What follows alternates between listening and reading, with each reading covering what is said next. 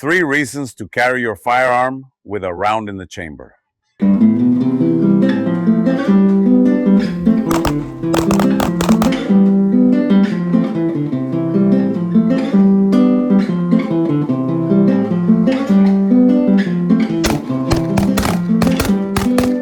Greetings, friends. There are still many people who ask me, who argue with me that you shouldn't carry with a round in the chamber, that why, if it's not safe, if an accidental discharge could happen, if you carry a pistol with a round in the chamber, etc., etc. I think those who don't carry their defensive weapon with a round chambered do so for a few reasons. Maybe because they don't really know how a firearm works. It makes them a bit afraid. They feel insecure too, maybe because of their lack of training, not having learned, not having trained, and familiarized themselves with the gear they use, with the firearm they have to defend themselves, or simply because of taboos.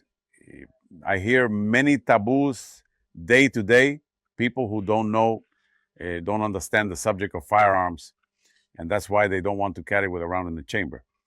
A pistol, when it doesn't have a round in the chamber, if it's for your defense, it's not that it's completely useless, but there is a possibility that it won't be as useful in an emergency. And since we don't know what kind of emergency we're going to face, in what kind of situations we're going to find ourselves, that's why we insist that you should carry with a round in the chamber. But in this video, I'm going to explain 3 reasons why you should carry for a pistol for your defense with a round in the chamber. And we're also going to give you a bonus at the end of the video with another little detail. Let's keep going. The first reason to carry with a round in the chamber is the mental state of the firearm user. When I say mental state, I don't mean that they are crazy, schizophrenic, have psychiatric problems or anything like that. I mean that our brain, when there is an emergency, doesn't act the same way as when there is no emergency. The way the brain processes thoughts is different when we are in a panic, when we are in the middle of an emergency. And of course, if you have to draw your firearm, it's because you are in the middle of an emergency. At that moment, your instinct is simply to pull the trigger. And what happens? Click. The gun doesn't fire. It will easily take you in a state of panic, God knows, 3, 5, 7 seconds to realize what is happening, to then rack the slide and be able to fire. And of course, those seconds can be the difference between life and death. Reason number 2, pistol malfunction.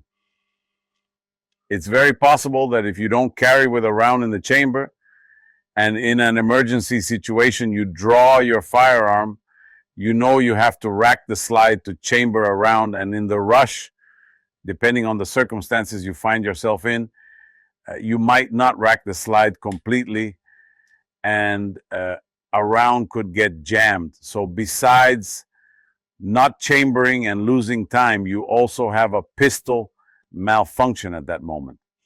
And that could likewise cost you your life in a life or death confrontation.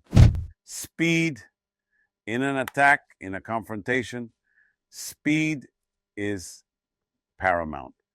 Being able to get the first shot off as quickly as possible is very important.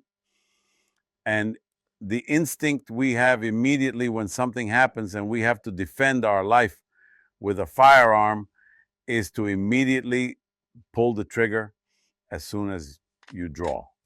It's not the same to respond to an attack having to draw, click, rack the slide and fire, as simply something happens and quickly you can defend yourself.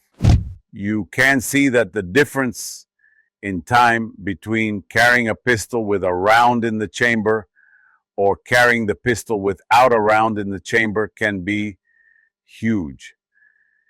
In my case, maybe I'm faster, just like many of you who already have training experience, who practice regularly. It could be much less time. But even a person who doesn't have as much practice can take a long time to chamber around to be able to fire. If you add to that, not doing it because of the rush, because of the panic, not doing it correctly, having a malfunction, the mental state of not remembering that you have to chamber around, imagine the catastrophic consequences that can happen to a person simply for not carrying with a round in the chamber. Of course, having a round in the chamber also requires taking the precaution of having control over your firearm. When we say control, it means that you know where that pistol is, that firearm, you have it or carry it on you all the time, or you have it secured so that it's not within reach of children and of people not authorized to have a firearm. Friends, and as additional information to the reason why you should carry with a round in the chamber, imagine also that the confrontation you have is not at a certain distance that allows you to manipulate a firearm with both hands, but rather if you have a hand-to-hand fight with someone, this person has a weapon in their hand or has a knife, and you are holding with one hand the other person's hand where they have the weapon, and then you need to draw to fire. If you haven't chambered a round, how are you going to chamber a round? Of course, there are techniques that many of us know, many of you know too, of being able to hook the sight on the edge of the belt, of a corner, on a wall, whatever. You can hook the pistol there on the edge and then chamber a round. But when you have someone right here who is moving and is fighting, is in a scuffle, maybe you want to do this over here or over there, and you can't find the moment to hook it. Why? Because that person is moving and pushing you too. They are in a fight, and you won't be able to, it's very difficult to then be able to chamber a round.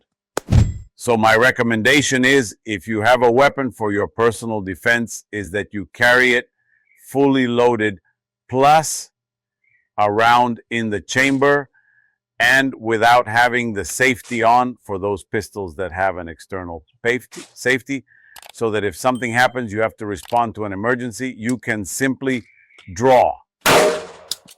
I'm Jaime, president and founder of the AlphaCalibre Agency of Investigation, Security, Firearms Training, and Online Gunsmithing.